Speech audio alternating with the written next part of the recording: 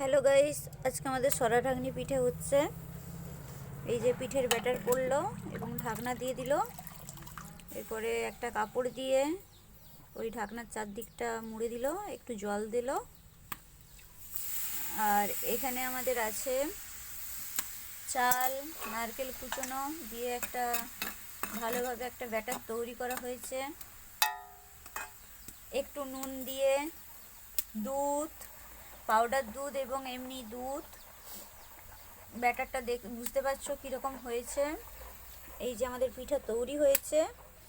এখানে ভাপ দেওয়া চলছে পিঠা ঢাকনা দিয়ে। এই যে দেখো মা তুলছে কতটা কীরকম ব্যাটারটা ঘনত্ব দেখেছো, বুঝতে পেরেছো নিশ্চয়ই।